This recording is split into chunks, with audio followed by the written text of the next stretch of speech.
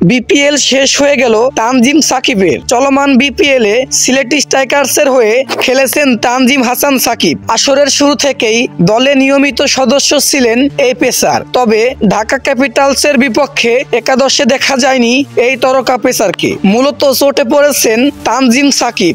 ঘাড়ের চোটে ভুগছেন তিনি। দলটির pace bowling coach dollar Mahmud নিশ্চিত করেছেন এই পেসারে একাদশে না থাকার কারণ। আজকের ম্যাচের আগে থেকেই কিছুটা ব্যাখ্যা অনুভব করেছিলেন সাকিব। তারপর বোলিং অনুশীলনে যাওয়ার পর সেটা আরো বাড়ে, ফলে আর ম্যাচ খেলেননি তিনি।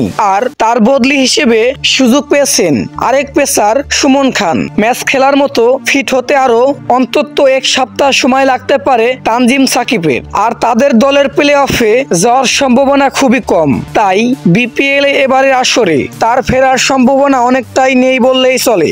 সিলেটের এখনো বাকি রয়েছে গ্রুপ পর্বের 4 ম্যাচ। পরবর্তী ম্যাচগুলো তারা খেলবে যথাক্রমে 23, 26, 27 এবং 30 জানুয়ারি।